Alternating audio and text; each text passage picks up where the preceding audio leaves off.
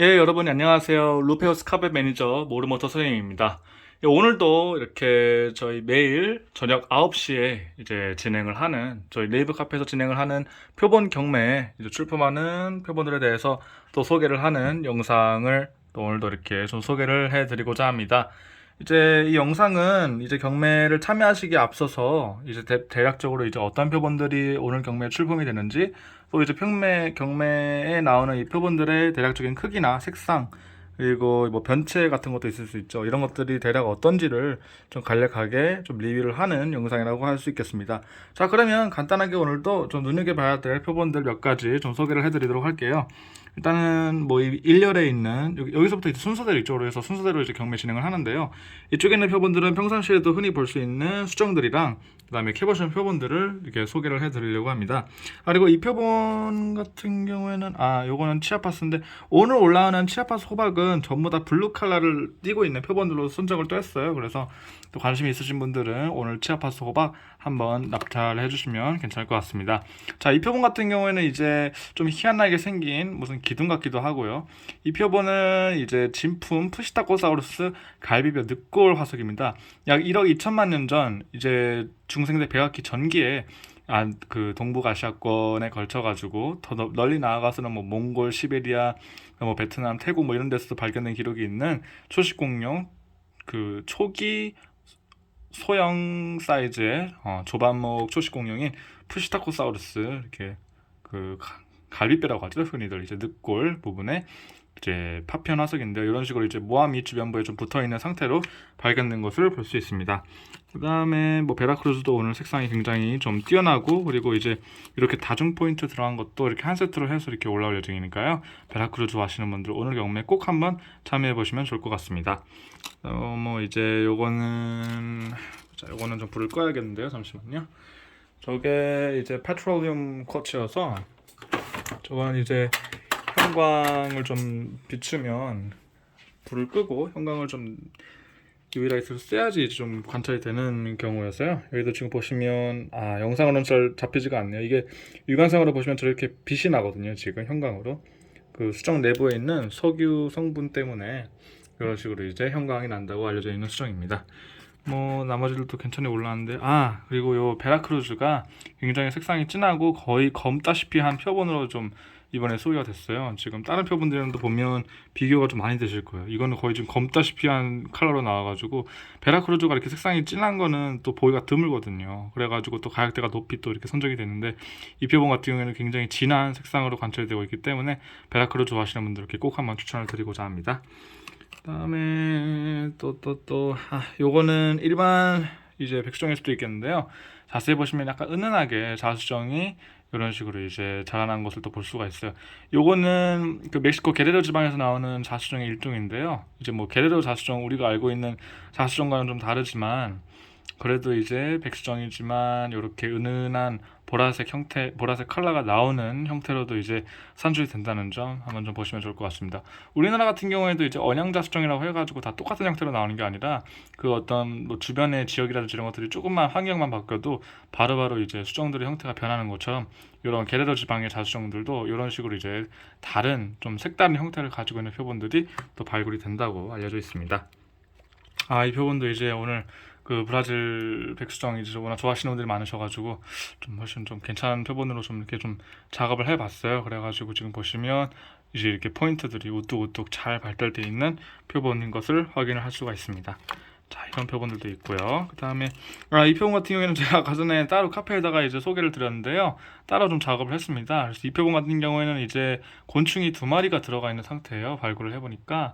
그래서 이제 폴리싱 작업을 거쳐가지고 지금 이렇게 완벽하게 나온 그, 콜롬비아산 저기, 죄송합니다.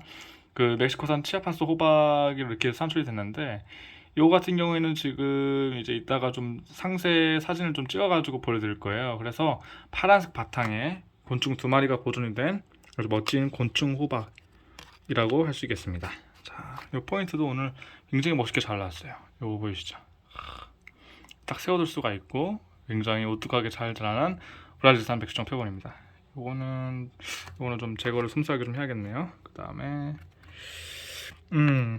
요거는 이제 저기 스위스의 알프스 산맥대에서 이제 산맥 권역에서 나오는 이제 이 연수정인데요. 이게 이 내부의 요 크랙 때문에 이 겉에도 이제 이게 좀 파손이 돼서 이렇게 좀 보실 수가 있는데, 이게 수정이 너무 투명해가지고 이게 외부에 이 크랙이 생긴 건지 내부에 크랙이 생긴 건지 구별을 할 수가 없어요. 그래서 실제로 보면 외부 부분은 굉장히 면이 완벽한데 이 내부에 이렇게 크랙이 생겨가지고 굉장히 아름답거든요.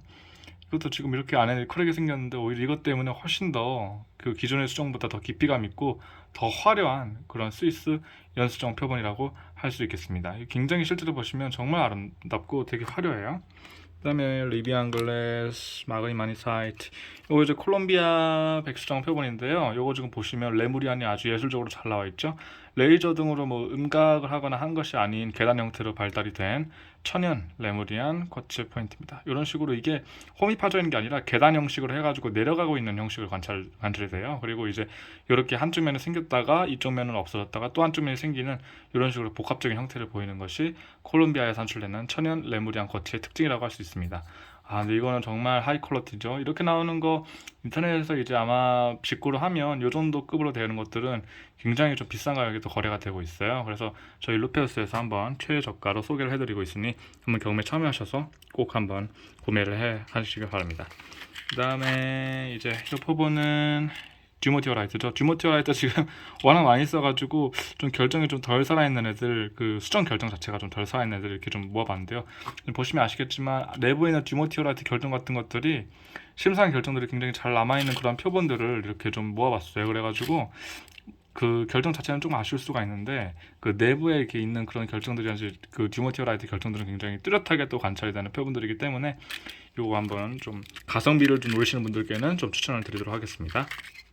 요것도 아마 지금 시세가 아마 10g에 만원인가 10g에 60불인가 아마 그 정도 가격이 아마 나올 거예요. 저 러프도. 근데 러프는 보통 이렇게 투명한 게 아니라 완전히 밀크 색상의 불투명한 수정으로 나와가지고 추천을 그렇게 못 드립니다.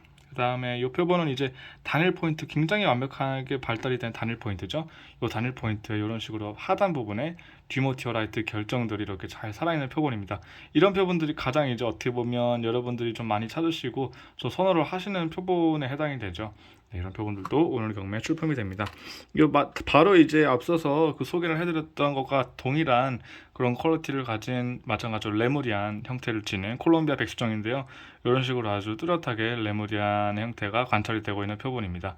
아, 이 레무리안 결정은 한번 직접 좀 여러분들한테 구매 안 하셔도 상관없으니까 한번 보여드리고 싶어요. 이거는 진짜 이 광물에 대해서 잘 모르시는 분들도 이 투명함과 이 구조적인 어떤 그런 신비함을 또 보고 나면 굉장히 좀 매료가 되거든요. 굉장히 좀 매력이 넘치는 그런 수정이라고 할 수 있겠습니다. 자, 이 표본은 이제 내부에 듀모티어라이트 결정이 자라난 것이 아닌 이 수정 외곽 부분에 이제 듀모티어라이트가 이런 식으로 좀 이게 속히 얘기해서 꼽사리를 낀 그런 결정이에요. 그래서 이렇게 외곽 부분에 마치 이렇게 좀 그 얻어 걸린 것처럼 이런 식으로 듀모티어라이트 결정들이 이런 식으로 침상형의 결정들이 자라는 것을 볼 수가 있습니다. 결정 자체 사이즈는 굉장히 큰 편이에요. 그래서 이런 표본들도 이제 뭐 좋아하시는 분이 있으리라 믿고 한번 오늘 좀 출품을 해보도록 하겠습니다. 자, 그 다음에는 이제 요거는 상당히 크기가 크죠. 물론 이제 뭐 상대적인 거긴 하지만요, 크기가. 그래도 기본적으로 저희 경매에 올라왔던 인도산 광물 중에서는 상당히 좀 큰 편에 속하는데요. 한 손가락 정도 사이즈보다는 훨씬 큰 손바닥 정도 사이즈의 클러스터의 인도산 이 아퍼필라이트 결정입니다. 이런 식으로 투명하고 반짝반짝거리는 결정들이 마치 이제 물고기의 눈과 같다고 해가지고 어안석이라고도 불리는 광물의 일종이에요. 그 다음에 소개해드릴 광물은 똑같이 인도의 제올라이트 광산에서 산출이 되는 이런 식의 노란색의 완벽한 결정들로 관찰이 되는 옐로우 칼사이트 클러스터입니다. 이것도 사이즈가 한 손바닥 정도 사이즈 되죠. 그리고 중간중간에 이렇게 진한 노란색 결정들이 관찰이 되고 있는 것이 특징입니다. 자, 그 다음에는 이건 좀 듀모티어라이트 클러스터인데 범상치 않게 생겼죠. 이 결정들 삐죽삐죽하게 발달하는 걸 보시면 정말 기가 막힐 거예요. 이 삐죽삐죽하게 발달된 결정 속에 이런 식으로 이제 듀모티어라이트 내포물들도 같이 침상형의 결정 구조로 관찰되고 있는 표본입니다. 이렇게 이 듀모티어라이트가 산출되는 광산이 이게 저기 브라질의 바히아라는 지방에 산출이 되는데 그 동네에서 수정이 이렇게 길쭉길쭉한 형태로 나오지가 않아요. 다 조그만하게 다 몽땅몽땅 짜리몽땅하게 나오는데 이런 식으로 길쭉길쭉하게 콜롬비아 수정처럼 이렇게 나오는 거는 경우는 또 드물다고 하더라고요. 그래서 요거는 이 주머티어라이즈 자체도 좋지만 그 지역적 특성에 의해서 이런 형태의 수정들이 좀 나오기 힘든 점 한번 좀 참고를 해보시면 좋을 것 같습니다. 자, 이번에는 이제 콜롬비아 망고 수정인데요. 이 망고 수정인데 크기가 예사롭지가 않죠. 크기가 어마어마합니다. 그 다른 망고 수정에 비교하면 이 크기 차이가 어떤지 보실 거예요. 어마어마하게 크죠. 그리고 이게 지금 세척하기 아주 좀 전인데 요거 세척을 하면 여기에 있는 이 모든 결정들이 이게 깨진 게 아니라요. 이게 완벽하게 결정이 발달된 거예요. 실제로 보시면 엄청 반짝반짝하게 이게 이 결정 면들이 다 살아있거든요.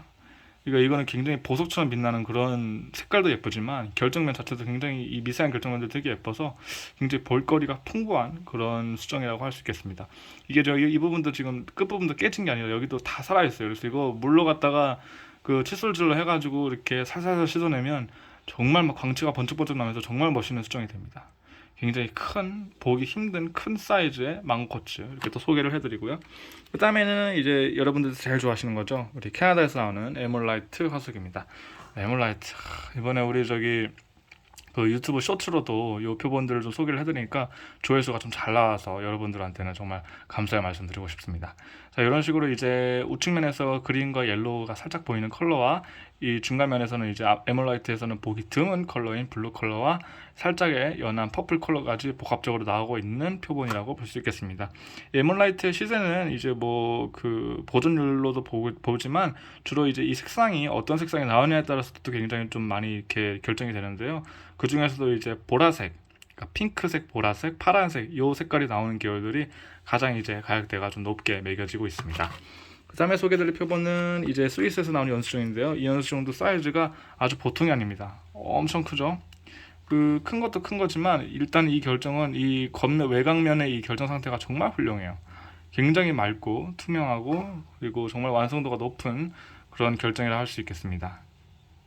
굉장히 정말 맑은 그 이런 표현을 뭐 글라스라고 하다가 뭐 루스러스 서페스라고 얘기도 하고 뭐 그리스라고도 얘기를 할 수가 있겠는데 근데 정말 맑고 아주 완벽한 결정 형태를 가지고 있어요. 그리고 크기도 지금 거의 한 6cm가 넘는 걸로 확인이 되는데 이런 표본들은 정말 그 이제 직구로 만약 구하시게 되신다든지 해외 사이트에서 비슷한 표본들을 이제 알아보시게 되신다면 아마 거의 한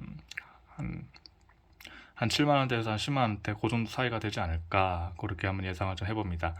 큰 사이즈 수정들이 또 온전하게 나오는 경우가 또 거의 또 드물다고 해가지고요. 이런 식의 이렇게 완벽하게 클리닝이 된 상태의 스위스 연수정 이렇게 또 소개를 해드립니다.